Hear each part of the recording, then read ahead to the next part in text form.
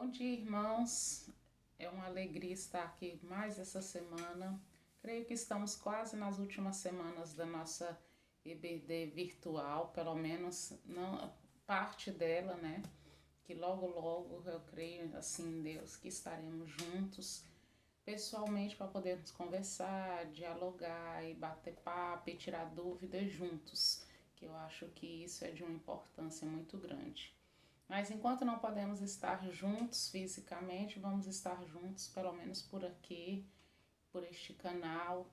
E aí você pode assistir a aula, seja lavando uma louça, seja fazendo uma comida, seja sentadinho, descansando. Você pode estar ouvindo a aula e aprendendo um pouco mais da palavra de Deus, né? E nós vamos orar para dar início a mais essa EBD, mais essa aula, e eu creio que o Senhor está nos conduzindo à palavra que vamos ter hoje. Senhor Jesus, nós te agradecemos por essa semana que se inicia, pela semana que se passou, porque o Senhor tem nos abençoado muito todos os dias, porque o Senhor é um Deus que não falha. Obrigado pelo consolo em tempos difíceis, pela força em meio à fraqueza. Muito obrigado, Senhor, por cuidar de cada detalhe, Senhor. Fala aos nossos corações essa manhã, abra as nossas mentes, trabalhe, Senhor, dentro da gente, que possamos colocar em prática o que aprendemos aqui. É isso que eu te peço e te agradeço com perdão dos nossos pecados. Amém. Há cerca de um ano atrás, mais ou menos, mais de um ano, porque foi em janeiro do ano passado, eu tive um sonho. E a lição de hoje, ela tem muito a ver com esse sonho. Enquanto eu estava, na verdade eu não comecei a preparar ela baseada no sonho. Mas depois que eu fui fazer minha revisão, porque eu faço a lição, eu passo dias preparando a lição, mas depois eu dou uma revisão, faço uma revisão. E nessa revisão eu lembrei do sonho. E esse sonho dizia que eu tinha ido, que eu tinha morrido, eu acredito, eu estava em coma, alguma coisa assim, eu não lembro muito bem, mas eu chegava na porta do céu. E aí eu batia, eu vi uma paredona de vidro e por trás dela eu vi o tão lindo que era o céu, eu conseguia ver isso. E aí Deus estava na porta e eu falava, abre Deus, deixa eu entrar. E aí Deus falava para mim que não ia abrir, que não podia abrir para eu entrar. E eu falava, abre por favor, deixa eu entrar. E aí Deus falava que não ia abrir. E aí eu perguntei para ele por que que ele não abriria a porta para mim. E ele falou assim, e olhou para mim e falou assim para mim, porque você muito me serviu e pouco me amou. E aquela frase que Deus falou para mim naquele sonho em janeiro do ano passado, martelou meu coração naquela época, assim, eu lembro que eu acordei com o coração queimando, fiquei assim bastante angustiada com aquilo que Jesus tinha falado, com Deus tinha falado comigo, né? Que eu muito servi e pouco amei. Porque até então no meu coração servir era uma demonstração de amor, né? Eu pensei, a gente só serve se a gente amar. Então, se eu tô servindo, eu tô amando. Eu pensava desse jeito. E naquela hora, Deus me impactou com a palavra que não. E eu lembro que os dias que se seguiram, eu trabalhei muito essa questão em mim e revi muitos meus conceitos, muitas coisas que eu estava fazendo. Mas, enfim, o sonho ficou esquecido e vivemos o decorrer do ano passado, né, 2019. Nesse ano, quando entramos nessa pandemia, por meados de março, mais ou menos fevereiro, março, Deus me fez lembrar deste sonho de novo, diante da angústia de tudo parado, diante de a gente não estar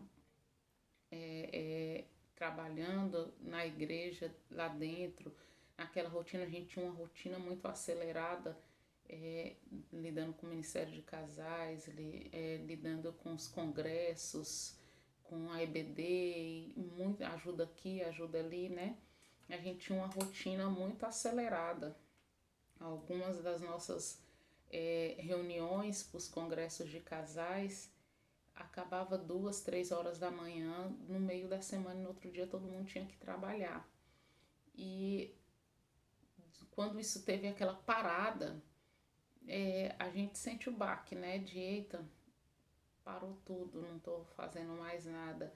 E a sensação que deu naquele momento, que estava dando naquele momento, é que eu já não estava mais amando a Deus porque não estava mais acelerada do jeito que estava trabalhando. E aí foi quando Deus me trouxe à memória o sonho que eu tive em janeiro do ano passado, né?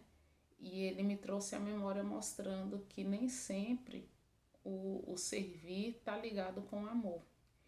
E aí, enquanto eu preparava essa lição, eu fiz algumas devocionais, em uma das devocionais que eu fiz na semana passada e nessa, Deus martelou muito o meu coração sobre essa questão de amar, né? E aí, na revisão, ele me trouxe à memória de novo o sonho. Pela terceira vez, Deus me trouxe à memória esse sonho, que é algo, foi há tempos atrás, mas é algo tão atual. E eu acredito que está mais atual agora do que estava na época em que eu sonhei, né? Tão atual esse sonho. E então, o título hoje da nossa lição é: A que distância você está de Jesus? E quando a gente fala da distância que estamos de Jesus, e todo mundo pensa assim: eita, estamos falando das pessoas que estão desviadas, que não estão indo mais para a igreja.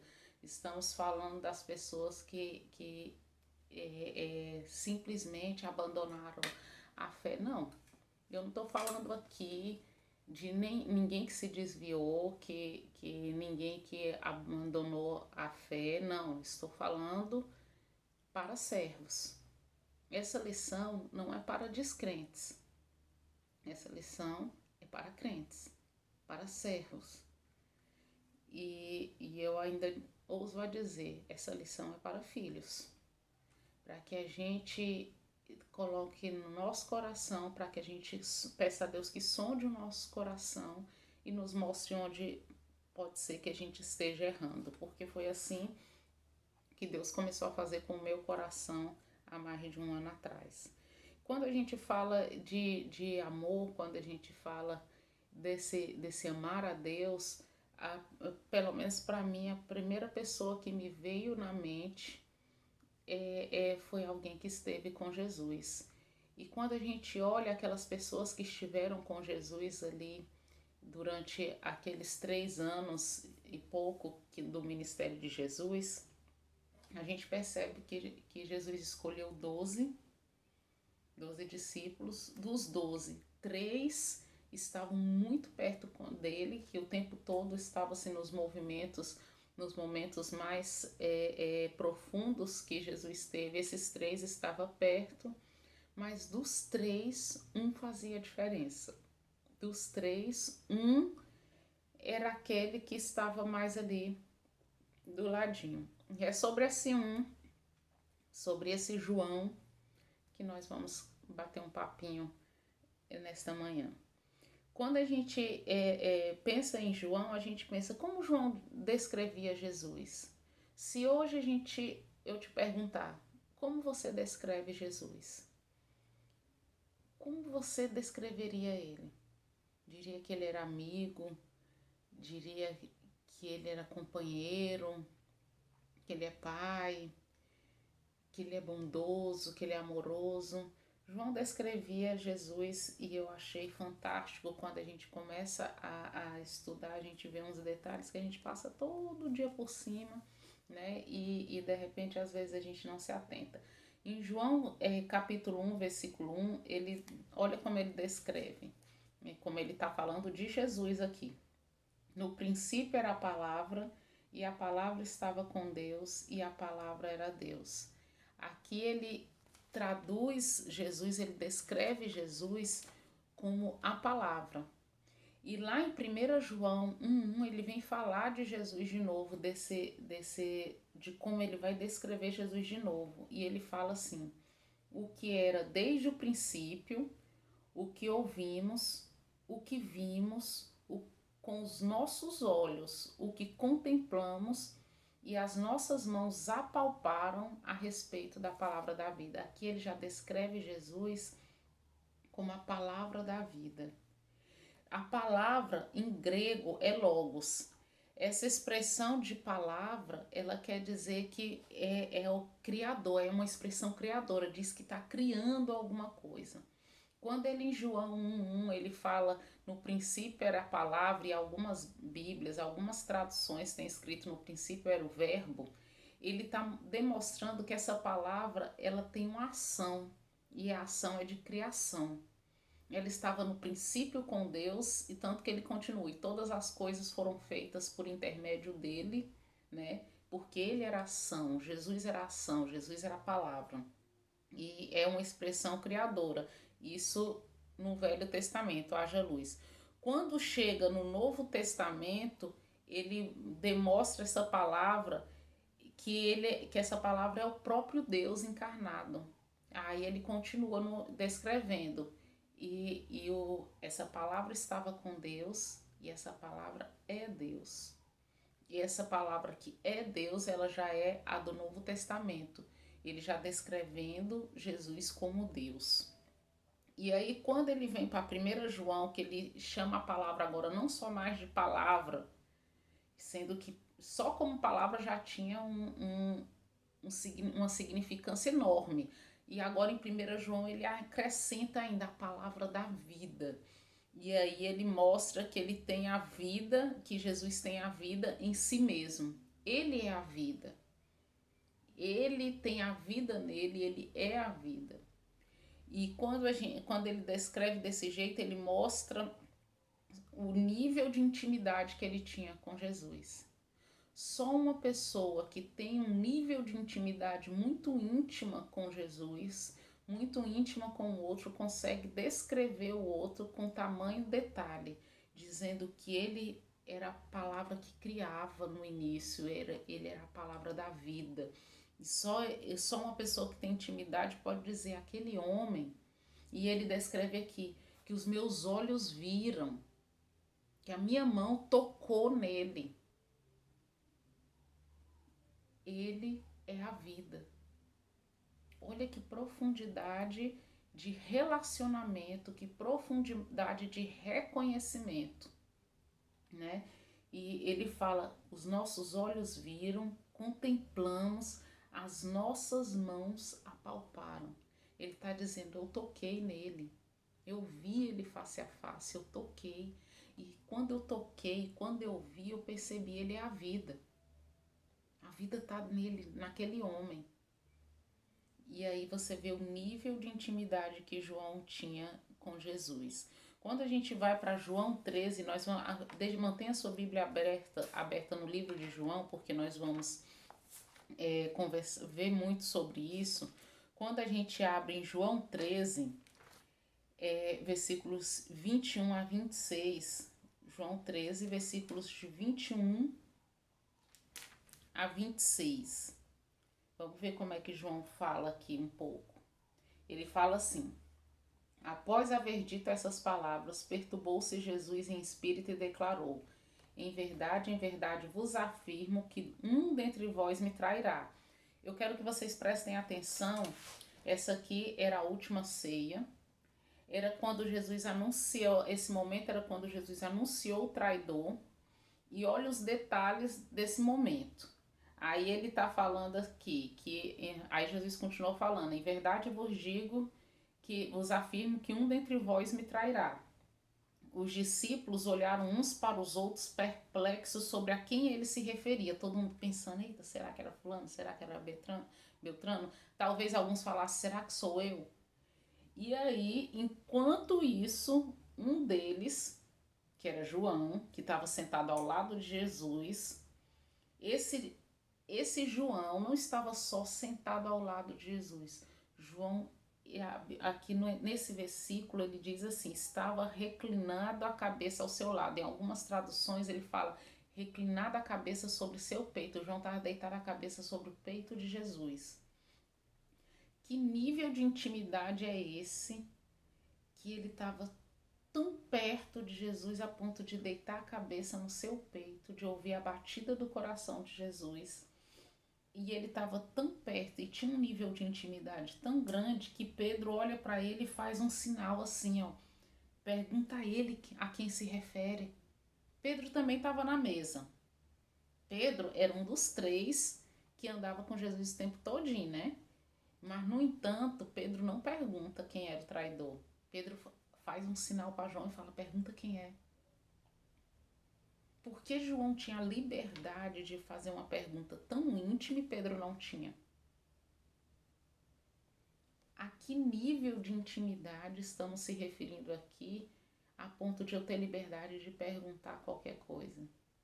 Essa semana, ontem eu estava conversando com minha filha sobre alguma coisa que eu acho que ela estava falando sobre o aniversário dela, que é o ano que vem, né? Que ela é muito ansiosa, ela sempre começa a sonhar com o aniversário um bom tempo antes. E enquanto ela falava uma coisa, falava outra, eu falei para ela assim: você já falou com Jesus sobre o seu aniversário? Aí ela falou: oxe, eu não. Aniversário não vai ter nem festão, mãe. Vai ser só nós aqui. Aí eu falei: sim, mas me fala, você tem duas melhores amigas, três melhores amigas, né? Que são as pessoas mais íntimas sua. Com elas, você sentaria e conversaria os detalhes do seu aniversário, falaria das suas ideias, aceitaria as ideias dela sobre o seu aniversário? Ela aceitaria, conversaria. Eu falei, quem é Jesus para você? Aí ela parou, pensou. Eu falei, ele é seu amigo? Você considera ele como amigo? Aí ela, considero. Eu falei, por que com ele você não conversa? Os detalhes do seu aniversário, as suas expectativas, os seus sonhos, talvez até os seus medos. Por que com ele você não conversa? Ele não é amigo? Para amigo a gente fala essas coisas. Aí ela parou, pensou, eu falei, neném, ele, Jesus, ele tá aberto para ouvir qualquer coisa, das que a gente julga ser mais importante até aquelas que a gente julga ser insignificante. Isso é relacionamento. Quando a gente se relaciona com a pessoa, a gente conversa com ela. Quando a gente tem um relacionamento íntimo com a pessoa, a gente conversa com ela acerca de todas as coisas, do mais importante ao mais simples, da minha maior alegria à minha menor tristeza. Eu converso com essa pessoa, porque eu tenho um nível de intimidade com ela que me permite falar sobre esses detalhes. E aí eu senti que ela ficou olhando, eu falei, converse com ele. Falei, eu não estou falando de devocional, eu estou falando de relacionamento. E quando a gente olha o jeito que João era com Jesus, não era uma formalidade de quem tratava mestre e alguém que olhava para ele simplesmente como mestre e eu sou seu servo. Não. Era alguém que falava assim, ele é meu amigo. Ele é alguém que eu tenho em alta conta, alguém que eu sou íntima, alguém que eu quero ter por perto, alguém que eu quero ouvir a batida do coração. Era assim que João olhava para Jesus. E eu acho interessante, enquanto eu estava lendo isso, a gente vai dando uma olhada nos evangelhos e vai olhando a história toda de João com Jesus, a gente vê que João estava com Jesus nos momentos mais importantes. Ele esteve com Jesus lá quando Jesus faz o primeiro milagre, antes mesmo, que algumas pessoas falam que o primeiro milagre que Jesus fez foi lá na transformação da água em vinho. Mas Jesus, quando Jesus já escolheu os seus discípulos lá no barco, quando ele, naquele momento em que ele fala para Pedro assim, lança a rede sobre o mar, e Pedro vem e com a rede cheia de peixes, João tá lá. Até porque João, Tiago e Pedro eram sócios. E aí ele está lá nesse momento. João esteve com Jesus no casamento, na hora do milagre da transformação de água em vinho. João esteve com Jesus no Monte da Transfiguração, quando ele viu a glória de Deus ali, naquele momento. Jesus esteve, e a gente acabou de ver aqui, João esteve com Jesus na última ceia, que foi momentos antes de ir para o jardim do Getsemane. E até no jardim do Getsemane, enquanto mesmo dormindo, João estava ali. E Jesus, quando é levado preso, depois daquele momento do jardim do Getsemane, Pedro e João vão acompanhando ele à distância. João já era bastante conhecido do meio, e aí algumas traduções da Bíblia e os evangelhos vão diferenciar um detalhezinho de outro. Uns dizem que quando eles chegam na porta ali, nos portões de onde Jesus estava sendo preso, ali a mulher abre porque conhece João. E aí eles entram naquele lugar, e aí quando a mulher fala assim, ó, esse, apontando para Pedro, é um deles. Quando ele se refere a um deles, é porque ela sabia que João era um seguidor de Jesus. E quando ela fala é um deles, é como se ela dissesse assim, é um desse de João que acompanha Jesus, que é seguidor. E Pedro vai negando, e todo mundo conhece a história que Pedro nega 3 vezes, mas João estava ali. E não só estava ali, como depois João foi acompanhando à distância todo o percurso da crucificação. E na hora da crucificação, em João 19, 25 a 27, em João 19, vamos lá, vamos abrir aqui a Bíblia. Alguns textos eu não vou ler, mas outros eu vou ler. Deixa eu ver se eu vou ler esse todo aqui. Na hora da crucificação, Jesus estava na cruz e poucas pessoas, todos, como dizia a profecia, ferirei o pastor e todo o rebanho se dispersaria, né? Então tinha poucas pessoas conhecidas, próximas de Jesus na hora da crucificação ali perto da cruz. E nesse texto de João 19, ele descreve quem eram as pessoas que estavam ali. Aí ele fala assim, próximo à cruz de Jesus, versículo 25, próximo à cruz de Jesus estavam sua mãe, a irmã dela, Maria, mulher de Clopas, e Maria Madalena. Quando Jesus, contudo, viu sua mãe e junto a ela o discípulo a quem ele amava, que era João, disse à sua mãe, mulher, eis aí o seu filho. E em seguida disse Jesus ao seu discípulo, a João, eis aí tua mãe. E daquele momento em diante, o discípulo amado a recebeu como parte de sua família. Quando a gente vai dar uma olhada nos historiadores, nas pessoas que contam os detalhes da história da época, diz que José já havia morrido há algum tempo.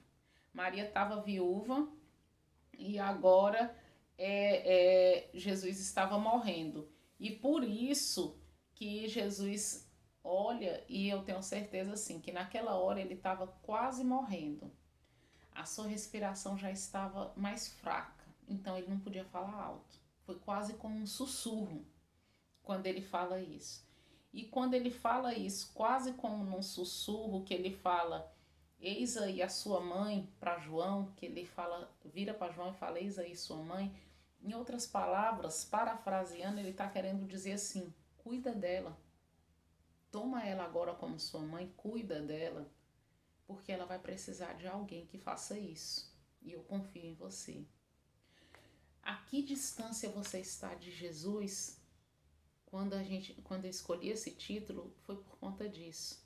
João estava tão perto de Jesus que ele ouviu o sussurro de Jesus na cruz dizendo para ele cuidar da mãe dele. João estava tão próximo de Jesus que ele ouviu as batidas do coração de Jesus na última ceia, enquanto Jesus apontava o traidor. Todos ali eram discípulos, todos ali eram servos, todos ali trabalhavam em prol do reino, mas só um ouviu a batida do coração de Jesus. Só um ouviu o sussurro de Jesus na cruz. Eu gostei de uma tradução, de um descrito de Augusto Cury. Ele tem o Augusto Cury, ele tem uma coleção de livros que fala sobre a análise da inteligência de Cristo. Eu acho que é inteligência, deixa eu confirmar aqui o nome.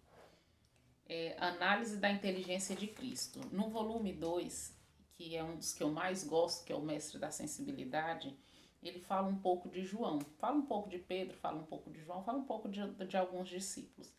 Em especial aqui, como eu estou falando de João, ele fala um pouco de João e eu queria descrever para você, ler para você o que ele fala. Ele fala assim: João era considerado o discípulo amado.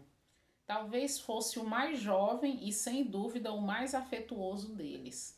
Não há indícios de que Cristo o amasse mais do que aos demais, mas há indícios de que João demonstrava mais seu amor pelo Mestre.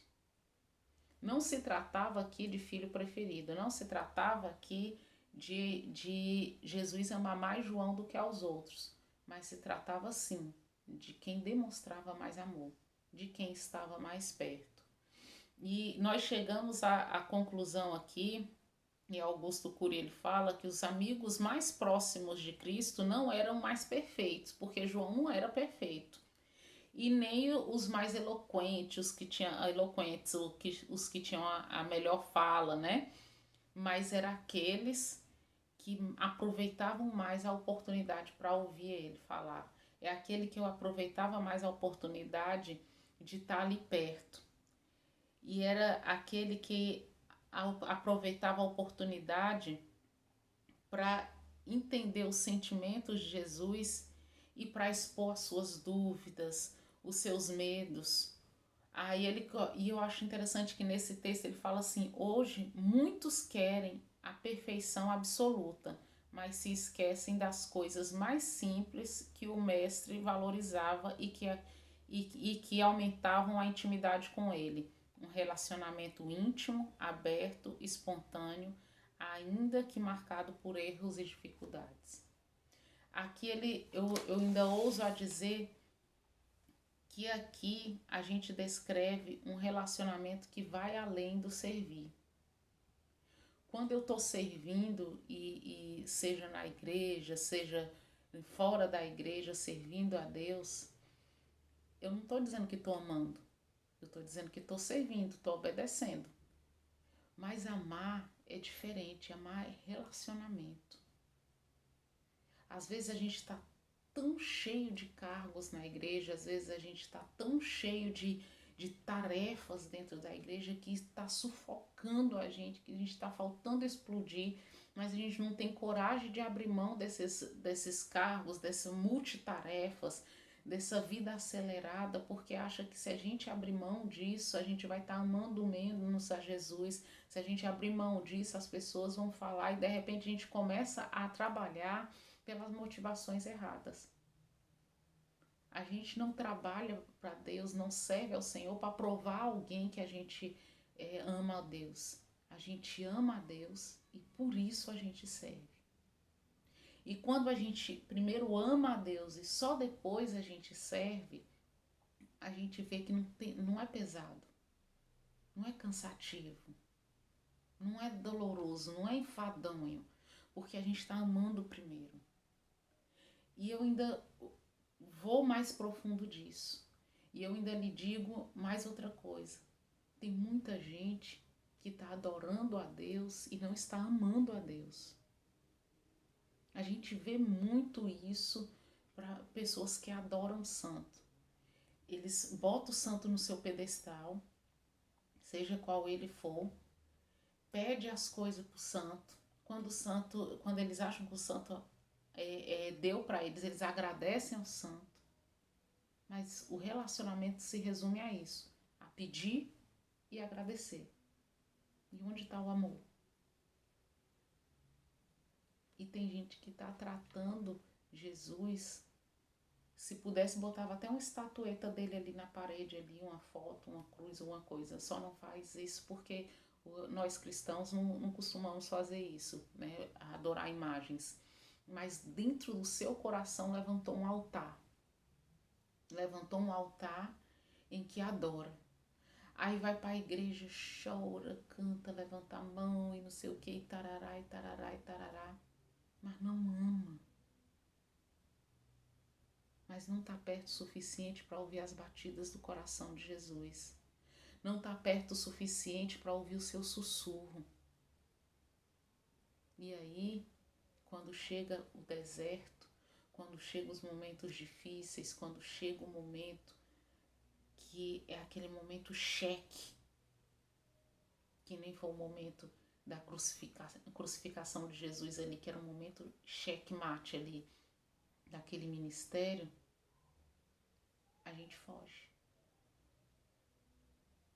A gente cai, a gente fraqueja. Sabe por quê? Porque a gente muito serviu, muito adorou e pouco amou. Eu acredito que as igrejas, elas ensinam, e eu não estou falando só da nossa, estou falando na grande maioria, e eu estou dizendo isso porque desde os 2 anos de idade que eu frequento a igreja, eu acredito que elas ensinam a ordem contrária das coisas. Elas ensinam você a adorar, ensinam você a servir, ensinam você a contribuir e por último quer ensinar a amar. E não percebe que tudo isso, seja servir, seja contribuir, seja adorar, tudo isso é consequência do amor. Eu amo a Deus sobre todas as coisas, e quando eu amo a Deus sobre todas as coisas, eu não deixo ninguém botar um jugo nas minhas costas pesado demais que nem eu posso carregar. Quando eu amo a Deus sobre todas as coisas, eu entrego o meu jugo para Deus. E é como Jesus falou, você entrega o seu jugo a mim e eu tornarei o seu fardo leve. Você está entendendo o relacionamento, o amor aqui? Enquanto Jesus pede para que você entregue o seu fardo para ele, porque o fardo que ele vai fazer você carregar é leve, é suave. Aí tem muita gente colocando nas costas do irmão um fardo pesado. Tão pesado que sufoca, tão pesado que prende, tão pesado que tapa os ouvidos para o sussurro de Jesus, tão pesado que tapa os ouvidos para a batida do coração de Jesus, e as pessoas estão servindo, estão adoecendo, mas não estão amando. Porque quando eu amo, eu cuido e não é enfadonho. Quando meu filho acorda de madrugada com febre, quando nosso filho acorda de madrugada com febre, que você vai lá dar um remédio, e você traz ele para dormir do seu lado, para você ficar monitorando ali a temperatura do rostinho dele, aquilo não é enfadonho para você. Sabe por que não é enfadonho? Porque você ama.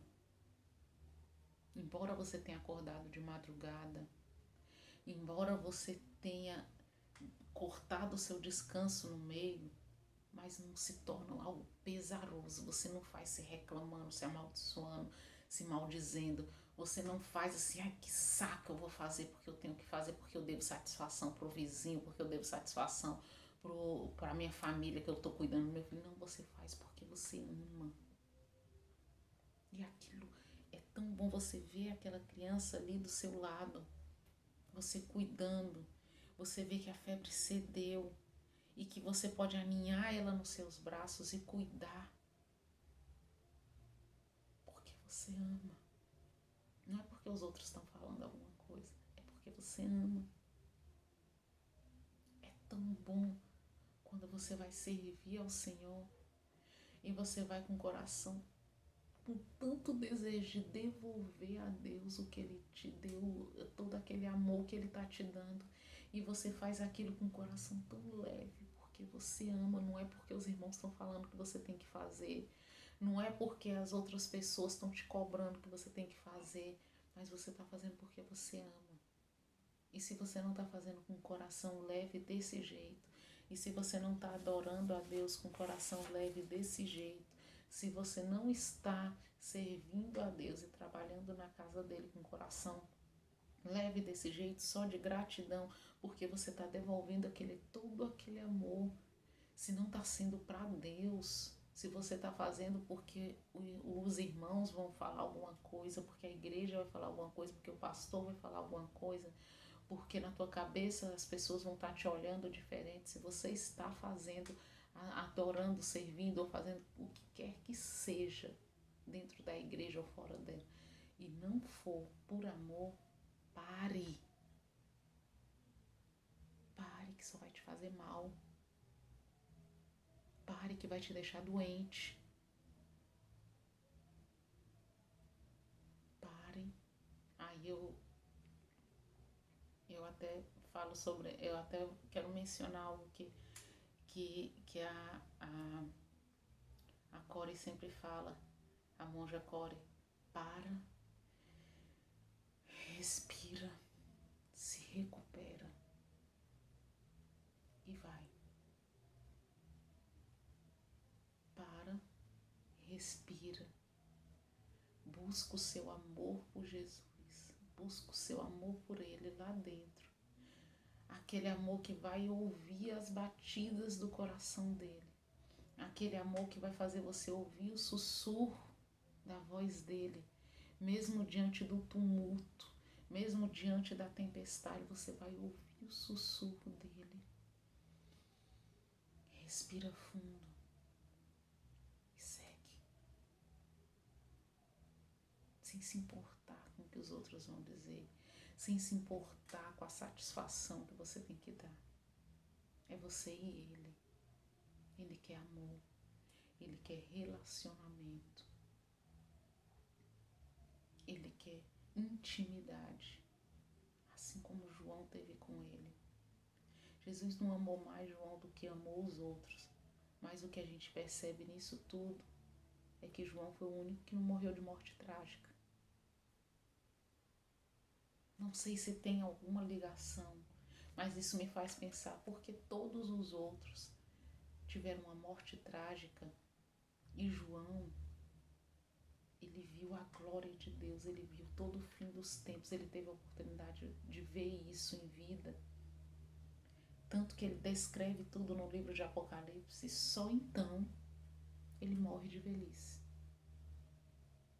Por que será? Nada é em vão, nada é por acaso. Algo tem que ter aí para justificar ter acontecido isso com João e não ter acontecido algo semelhante com os outros. Será porque João ouvia as batidas do coração do seu mestre, do seu amigo? Será porque João ouvia o sussurro mais de perto, para ouvir o sussurro do mestre? Não é sobre como Jesus ama um e ama o outro.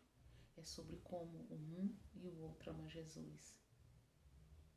Às vezes você olha para a pessoa contando testemunho e fala, só quer ser a crentinha, só quer ser isso, só quer ser aquilo.